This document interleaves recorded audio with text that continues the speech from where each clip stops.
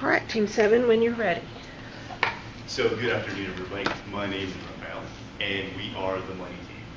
So today we will be discussing personal finance, and I want to bring your attention to this person right here. So, of course, we all know who this is, and for those of you that don't, this is Mike Tyson. So this man built himself up to become a supreme athlete in the world of heavyweight boxing. And at one point, he actually had a net worth of $300 million. Now, it's almost unimaginable to see how somebody would ever run out of that money in their lifetime. But, as we know, inevitably, due to poor inner discipline, poor personal accountability, poor goal-setting skills, and poor retirement planning, he actually lost all of this within about a year or two of his retirement. So these are the core qualities that we're going to focus on today. And at the top of the list, we have inner discipline, which is arguably the most important quality that there is that we can discuss today. Because if you don't have inner discipline, pretty much all of the points that we're going to make is going to go out the window.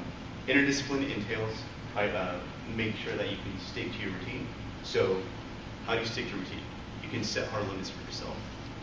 Setting hard limits for yourself, what does that mean? Basically, you know exactly how much it is that you're going to spend on your expenses. You know how much it is that you're going to spend on leisure activities. Paying yourself first. So a personal example that I want to use is every time that I get paid, I know exactly how much it is I'm transferring out of my direct deposit into my savings account, and that's money that I'm not going to touch. Essentially, it's like I'm almost paying another bill or paying rent. So that money goes out of my account and I don't see that again. And of course, creating a strict budget, pretty much the same thing as setting hard limits for yourself, knowing how much it is that you're going to spend on your expenses and making sure that you're not going to deviate from that path. Right. So next, I will pass it over to Vigan, and he is going to talk to you about spending and accountability. Thank you, Rafael. And I'll be talking about spending accountability. So 3 things I want you to remember is track, plan, and invest. This can apply to anything that you would ever do in your life. For example, if you're planning to find an informational interview for this class, first you got to track who you want to meet. Second, you have to plan your time, how you want to meet. Third, you got to invest in yourself to understand what they actually do before you actually meet them. Now, the second thing I'll be talking about is setting financial objective. Now, for setting financial objective, I have 3 things again. First, you state. Second, you curate. And third, you communicate. So this can be applied to anything you do. For example, if I was working at a firm, or if you guys were working at a firm, first, you'd have to state what the goal is, right? What do you want to do? And second, you'd have to create a timeline. When do you want to finish that goal by, right? I want to do this by the end of this week. You know, this is the metric I want to achieve. And the third thing is you got to communicate that plan. For example, when we're working on this project, we all communicated what we're going to do, how we're going to do it. So that's what we'll be doing. And for the next step, I'll be handing this over to Christina. Thank you. So there are 2 types of ways you can prioritize your goals. You can do short-term goals, which takes about maybe a couple weeks, a couple months. So for an example, you have a project coming up, it's due in 3 weeks, you're like, oh man, I'm going to get this done. Or how can I have extra time for myself? So then you plan accordingly. You could say that you want to get the project done within 2 weeks, so then within that extra week that you have, you can get extra things done. And going from your short-term goals to your long-term goals. So finishing your short-term goals helps you achieve your long-term goals. Long-term goals take about, I would say, a couple years to complete. So whenever you are developing your resume, you are constantly perfecting it over and over and over again. So a way that you could be more efficient with it is by going to workshops, for example. So we have resume workshops here, or you can go to the Career Management Center and work on it there with them and schedule an appointment. And then after you perfect your resume and you think it's good enough, you land an internship opportunity. After that, within a couple months of working there, you'll be offered a perfect job most likely. And prioritizing your time and money is very important. You want to plan out your purchases accordingly and minimize your impulse purchases, and Joanna's going to speak more about that.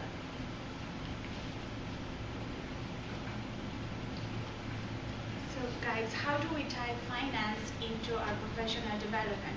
Well, it's pretty easy because pretty soon you guys are going to start working and making so much money than you are right now. And the idea is you guys have to learn how to manage that money that you're going to be making. So determining your needs and wants is the number one, because I'm thinking about it that everybody's needs and wants are going to be different. So personalize your budget and preparing a retirement plan. Visualize yourself where you want to be in the next 5, 10, even 40 years from now. I know it may seem a long time, but it comes fast. So if you plan it now, you will end up better off, and when you have steps, your goals set and written and done, it will help you. So investing in yourself.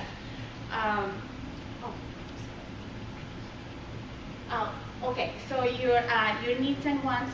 Your needs are the stuff, your essentials you need in order to survive. Let's say you need water, you need housing, you need health insurance.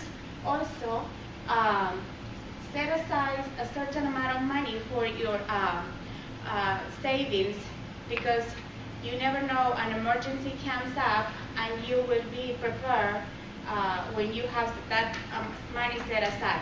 So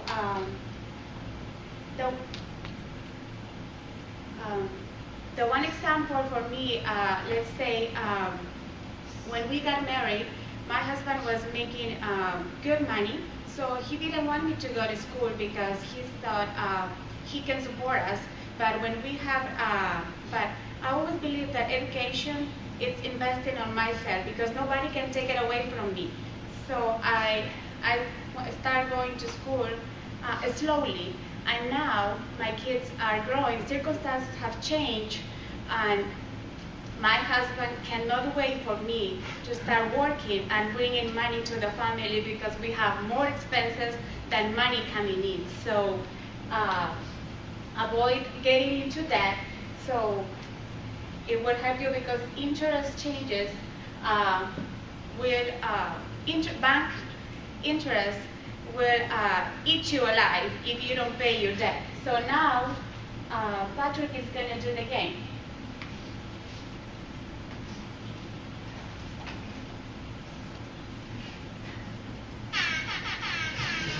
It's game time, ladies and gentlemen. So I'd like to invite everyone to take out a piece of paper for a second, and as you guys take out a piece of paper, I will be explaining the game. So I'm going to be doing my best Oprah Winfrey impression, giving you $10,000 and you $10,000 and everyone $10,000. I'm going to give you guys a few purchase options, and you guys need to decide to plan for your future. So choose wisely.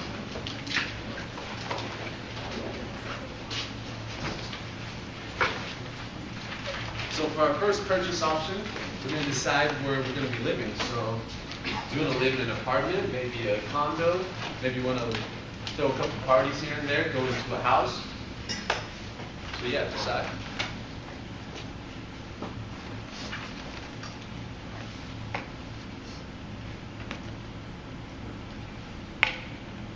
And remember, your starting balance is $10,000.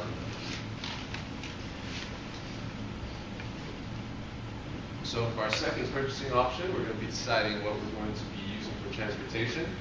Maybe you want to save a little money and go with the Oldsmobile temporarily.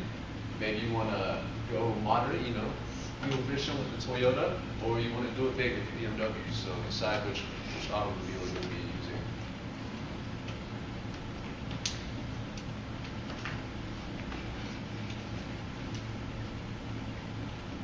So we need some clothes to buy. So if you want to save a little money, you can go with Macklemore and Ryan Lewis and go to Goodwill, go thrift shopping. Or you can go to JCPenney. I heard they have some good clearance spring break sales. Or you can spend $1,000 on a t-shirt from Gucci.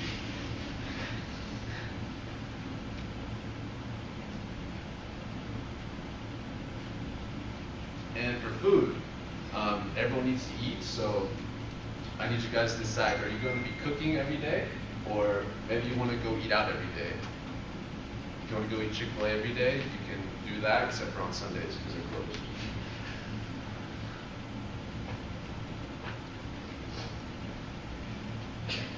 And this one here is not an option. You guys need to subtract all of these balances, or all of these from your balance.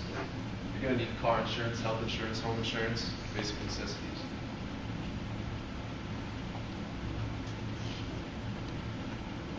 Now, I hope you planned wisely, because boom, an earthquake just hit, and everyone's bank account just took a hit of $2,000 to repair damages throughout your homes and your lives.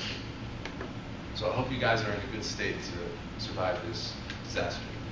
I'll be passing on to Leland to conclude.